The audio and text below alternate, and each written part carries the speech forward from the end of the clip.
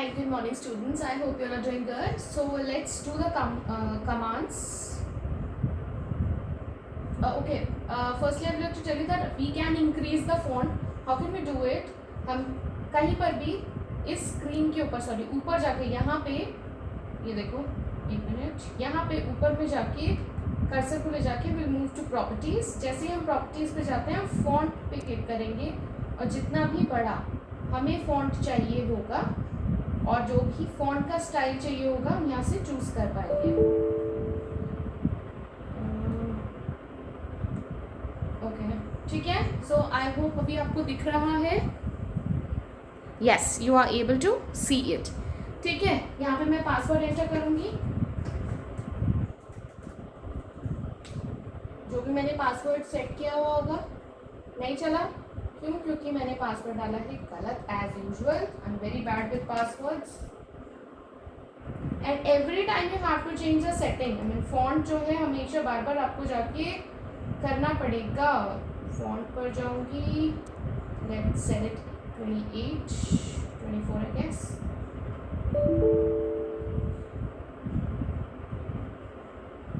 Fine. और एक बड़ा कर लेते हैं ताकि आपको स्क्रीन पे अच्छे से दिख जाए. फॉन्ट पे मैं जाऊंगी. फॉन्ट पे 28 में और भी नीचे भी जा सकती हूँ सेट करने के लिए. बट 28 आई होप आप लोगों को वीडियो में इजीली अवेलेबल होगा. रूट यस ठीक है. तो दिस वाज द पासवर्ड. आप लोग भी याद रख लीजिए कि मेरे लैपटॉप पे एसक्यूएल जो चलता है वो उसका पासवर्ड है रूट. ठीक है. So in new future if I forget I can ask you. Fine. तो मैंने आप लोगों को डीएमएल कमांड्स बताई थी, डीडीएल कमांड्स बताई थी.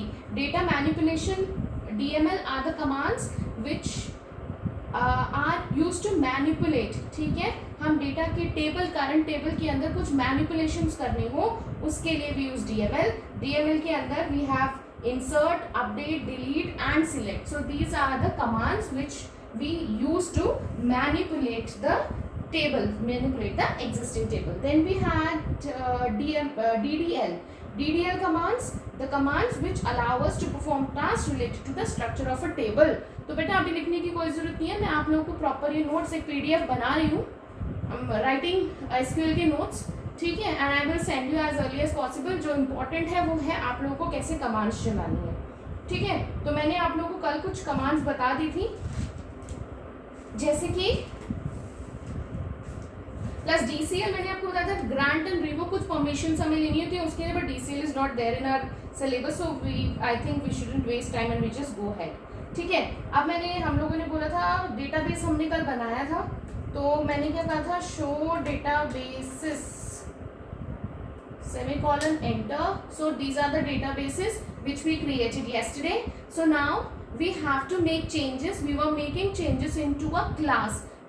Rest of the 4 databases which you can see here is information underscore schema, performance schema and test. All and MySQL. These are system based. इनको इनमें हम कुछ भी changes या manipulation हम नहीं करेंगे. सिस्टम की existing सिस्टम की फाइल्स के डेटाबेस की फाइल्स के अपने कुछ बाय डिफॉल्ट होते हैं जिनमें हम कुछ भी चेंजेस नहीं करेंगे. तो क्लास हमने डेटाबेस बनाया था है ना. उसके अंदर हमने एक टेबल बनाई थी जिस पर हम सारे मैनिपुलेशंस जो भी हैं मैनिपुलेशन के लिए जो भी कमांड्स हैं वो हम करेंगे. ठीक है. तो कैसे हम यूज डेटाबेस है ना. हम डेटाबेस को पहले यूज करेंगे तभी हम उसके अंदर जो टेबल्स हैं उनको यूज कर पाएंगे. ठीक है. सेमीकॉलन आपको बताया था एंड करनी होती है कमांड तो हमें सेमीकॉलन देना होता है. Now you can see use class से क्या हुआ डेटाबेस चेंज. अब क्या हुआ जो कंट्रोल है वो क्लास नाम के डेटाबेस के अंदर चला गया. अब हमें क्या करना है इसके अंदर जो भी टेबल्स हैं पहले हम उनको देख लेते हैं. तो हम क्या करेंगे शो टेबल सेमीकॉलन. अब देखो 1 रो अफेक्टेड. अब उसके अंदर रेडियंट नाम की एक फाइल है. अब हम क्या करेंगे यूज या सिलेक्ट रेडियंट में वो चले गया. शो टेबल्स हमने कर दिया. अब हमें करना है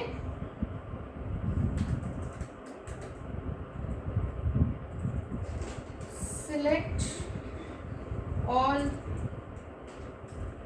रिकॉर्ड फ्रॉम, देखो सो यही एक हमने रिकॉर्ड इसके अंदर कल बना लिया था, जिसमें हमने एक column roll number, name and marks नाम से लिया था, उसके अंदर हमने डेटा इंसर्ट किया था। ठीक है, अब हम क्या करेंगे और कुछ डेटा इंसर्ट करेंगे। तो उसके लिए हम क्या यूज करते हैं, कौन सी कमांड यूज करते हैं? अभी हमने DML सिलेक्ट कर ली है। Now will move ahead and will go with few more commands like insert. ठीक है, अब हम क्या करेंगे, इंसर्ट करेंगे। अब हम और डेटा को इंसर्ट करेंगे। इंसर्ट कौन सी है, मैनिपुलेशन हो रही है, इंसर्ट टेबल, इंसर्ट इनटू। ठीक है, तो वो हम कैसे करते हैं, इंसर्ट इनटू, टेबल का नाम वैल्यूज। और मैंने आप लोगों को बताया था कि जो ऑर्डर में हमने ये आपने कॉलम्स के नेम सिलेक्ट किए होते हैं, उसी तरीके उसी फॉर्मेट में हम पर्टिकुलर रिकॉर्ड की एंट्री करते हैं। मतलब हमें पहले रोल नंबर देना होगा, न्यूमेरिक है, कोई कॉलन लगाने की जरूरत नहीं है, इन्वर्टेड कॉमा सॉरी। ठीक है, नाउ नेम, तो नेक्स्ट नेम हम डाल देते हैं ऋतु, मार्क्स अगेन न्यूमेरिक 40, इसको कर देंगे बंद।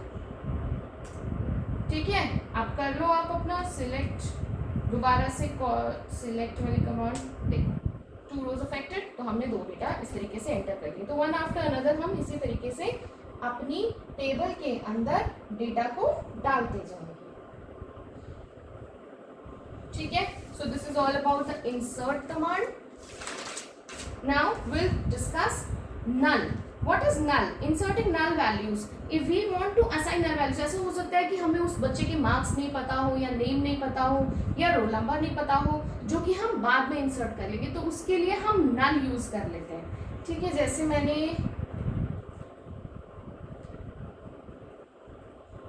इंसर्ट करा और 1 मिनट मैं देखूँ, इसको ब्लैंक छोड़ देती हूँ, यहाँ पे मैं रोल नंबर 3 कर देती हूँ, यहाँ पे मैं कॉमा के बाद में कॉमा नहीं, इसको ऐसे छोड़ देते हैं। नेम मैं चेंज कर देती हूँ, यहाँ पे मैं डाल देती हूँ आदित्य।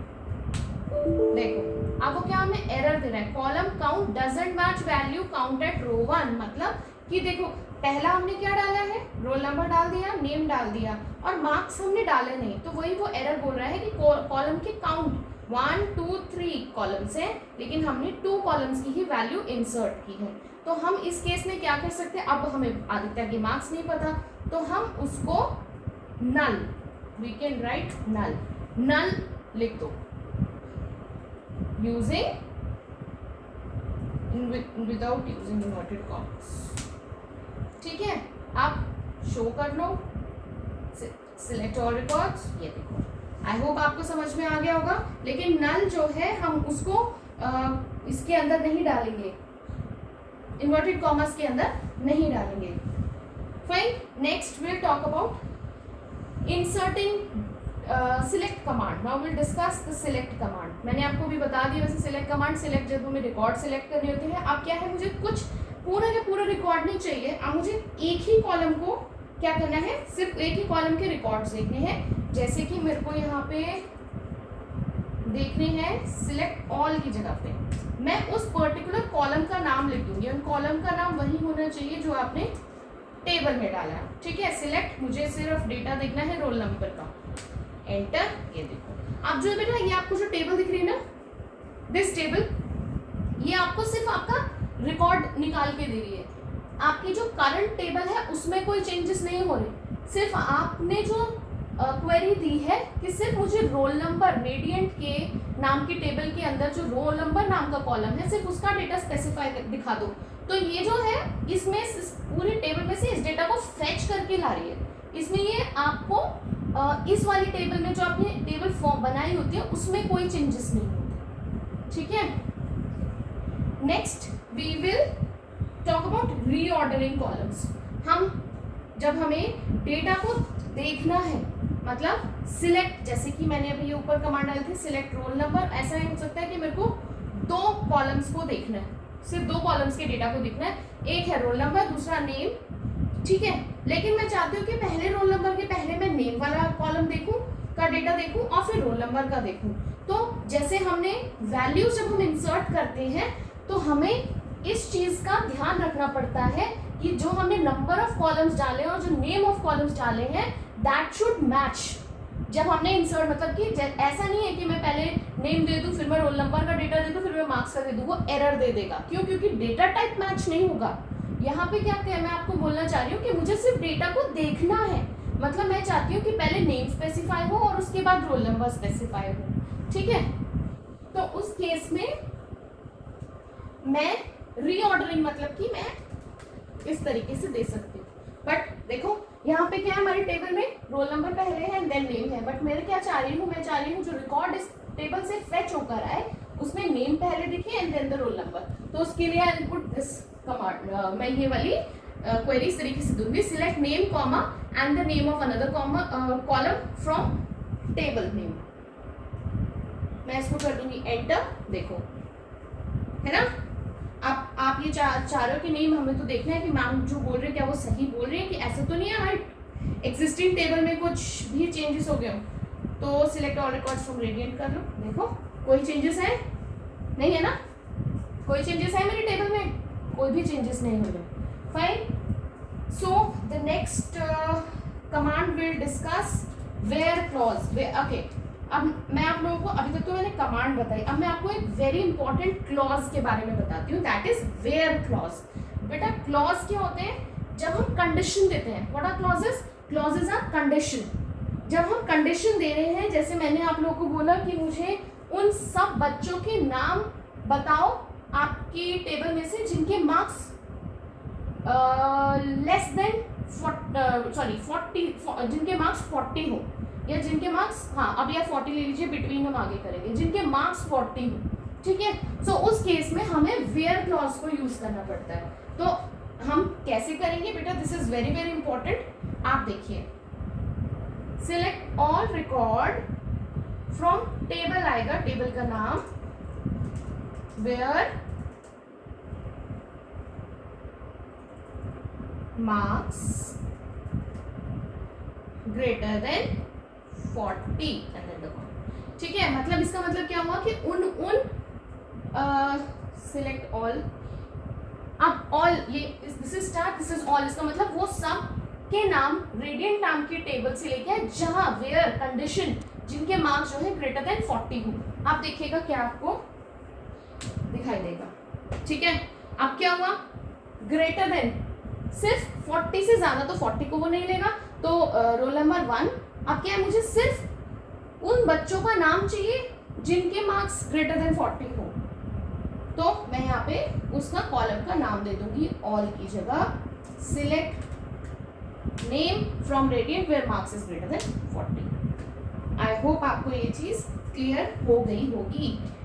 इसमें relational operator, greater than, equal to, less than equal to, greater than equal to, not equal to, then we have logical operators और एंड नॉट। ये आप पाइथन में पढ़ चुके हो क्लास 11th में। प्लस आपको रिलेशनल और लॉजिकल ऑपरेटर जो हमारे हैं, जो हम यूज करते हैं पाइथन में, उसके आपको नोट्स मिल जाएंगे, ठीक है। चलो अब हम एक लॉजिकल ऑपरेटर का एक क्वेरी चलाते हैं।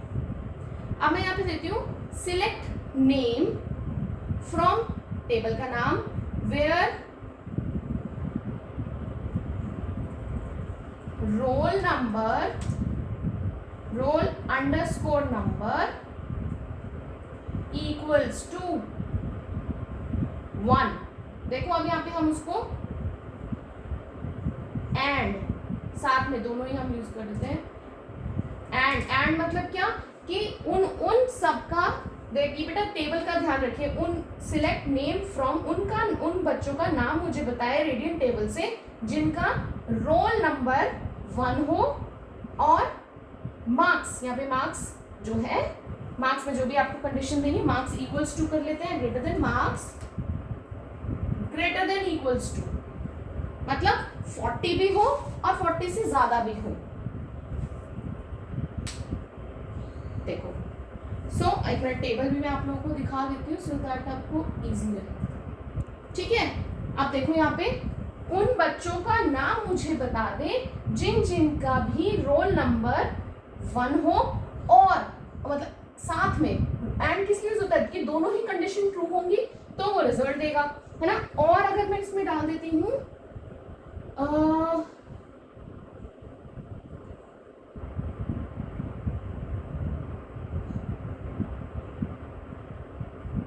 इसकी जगह मैं और कर देती हूँ, ये हमें पता है, हमने ये वाले लॉजिकल ऑपरेटर्स के बारे में पढ़ा हुआ है। एंड का मतलब है दोनों कंडीशन ट्रू होनी चाहिए, this condition also has to be true, this condition also has to be true, where we use और इन दैट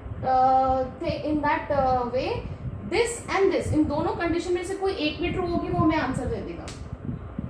ठीक है, अब देखो ऋतु इक्वल्स टू मैंने डाल दिया ना, तो ऋतु के 40 है तो उनके नाम मुझे उसने डिस्प्ले कर दिए। अब मैं चाह रही हूँ कुछ टेक्स्ट को डालना मेरी क्वेरी के आउटपुट में, मतलब जैसे कि मैंने यहां डाला सिलेक्ट नेम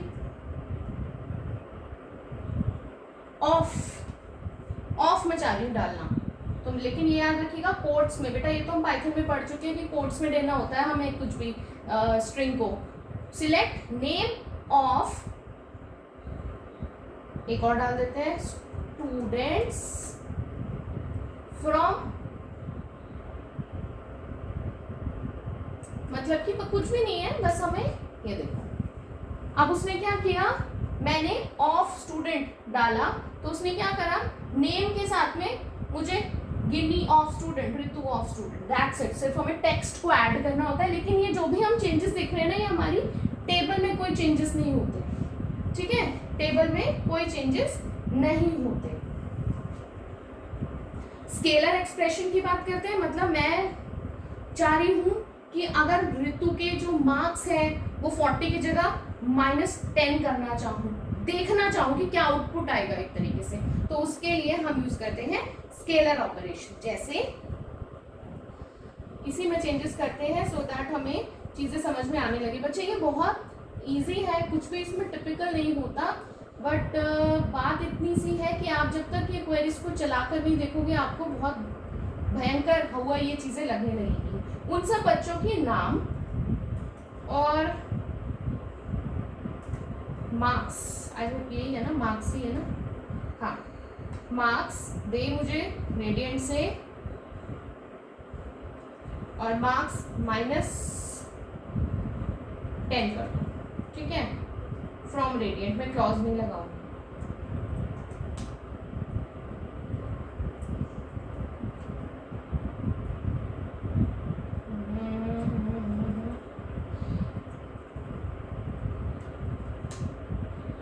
अब वो क्या करेगा, एक मिनट देखो, 2 मैंने कॉमा लगा दिए। उन बच्चों के नाम मुझे दे दे और मार्क्स जो है उनके एग्जिस्टिंग में से -10 कर दे। एंटर करूंगी, ये देखो मेरी टेबल में कोई चेंजेस नहीं होंगे। देखो गिनी के मार्क्स थे 50, ऋतु के मार्क्स थे 40, तो उसने क्या किया, माइनस कर दिया। एक बार हम अपनी टेबल देख लेते हैं। देखो करंट टेबल में कुछ भी मेरे चेंजेस नहीं हुए, और ये जो मेरी कमांड थी ये scalar, this is called scalar expression. If I want to see कि कुछ चेंजेस मैं करके देखना चाहूँ, अच्छा मैं इसमें से क्लिक कर देती हूँ, माइनस तो कितना आ जाता है। ठीक है, जब एक्सप्रेशंस बहुत बड़ी होती हैं उस केस में हम इसको यूज कर लेते हैं। तो यहाँ पे देखो ये दिखा भी रहा है कि मार्क्स में से जो करंट मार्क्स है उनमें से -10 किया गया है ना, 50 40 fine. Next we have alias. Alias क्या होता है कि जैसे आप लोगों के घर में प्यार से नाम बुलाए जाते हैं, है ना, वही। तो यहाँ पे क्या है, मैं किसी कॉलम को यूज करना चाहती हूँ, उसको कुछ और नाम देना चाहती हूँ। ठीक है, जैसे मैंने रोल नंबर को मैं पूरा लिखना चाहती हूँ, ROLL नंबर पूरा, NUMBER, तो उसके लिए हम एज कीवर्ड यूज करते हैं। उसको हम कैसे करेंगे,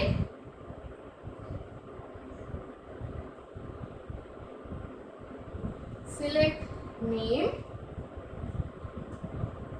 comma roll underscore number, we use as keyword किस नाम से मैं देखना चाहती हूँ उसको। अब देखो हमें इन्वर्टेड कॉमास देने जरूरी है। एज रोल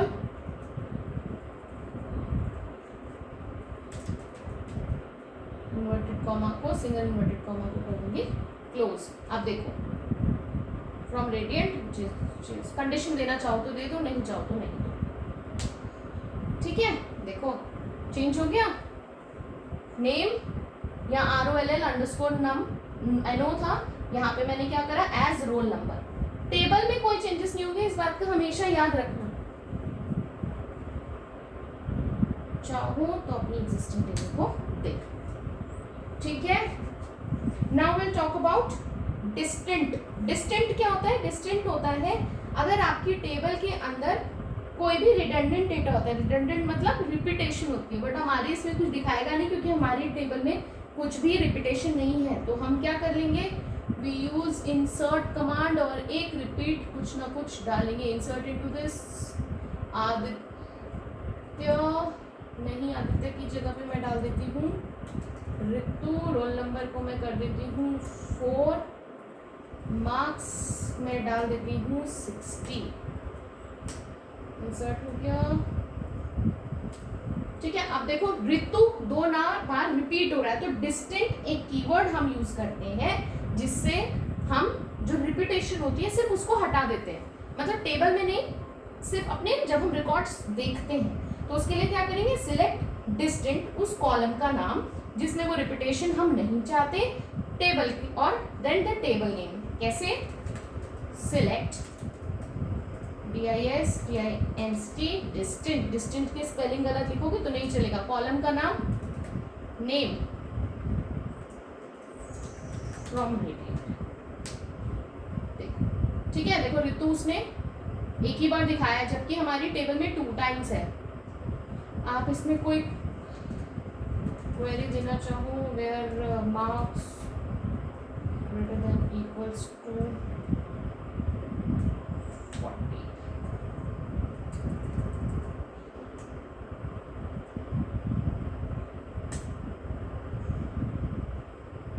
अब ये उसने देखो आदित्य क्यों नहीं लिया, क्योंकि आदित्य नेम फ्रॉम रेडियंट में marks is greater then distance of repetition. I don't know उसने गिनी को क्यों दिखाया, इसको नहीं दिखाना चाहिए इसको।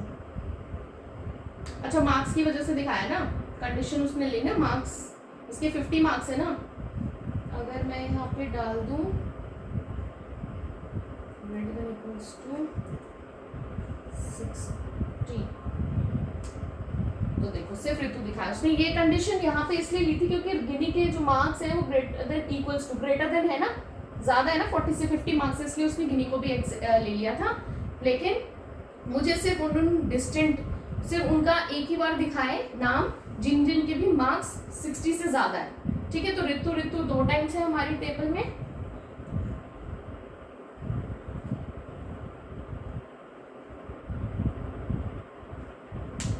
देखो there is no change in the table. Next we'll talk about few conditions.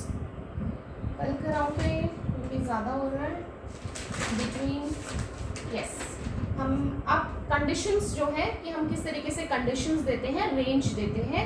ठीक है, इसके बारे में हम कल डिस्कशन करेंगे। बच्चे जो भी कमांड्स मैंने बताई है, नोट्स मैं एक ही साथ दूंगी पूरे SQL के। अभी मैं बना रही हूँ, नोट्स कंप्लीट नहीं हुए हैं। बाय सैटरडे मैं आपको नोट्स दे दूंगी so that on Sunday you can complete your notes. I hope आज जितनी भी कमांड्स मैंने आपको बताई है वो आपको क्लियर हुई होंगी। अब देखो हम इसको ना ऐसे ही यहाँ से क्लोज नहीं कर देंगे, हम क्या करेंगे, एग्जिट लिखेंगे जब हमें इससे बाहर आना है। देखो ठीक है, तो ये आ गए हम बाहर। आई होप आज की वीडियो आपको क्लियर हुआ होगा। जितनी भी कमांड्स मैं बता रही हूँ, इन सबको अपने अपने सिस्टम्स पे जिसके पास है वो चला के देख लेंगे, जिनके पास नहीं है वो क्लास में ध्यान से देखेंगे और उस वीडियो को रिपीट करके देख लेंगे। ठीक है, I hope everything is fine. Take care, bye bye.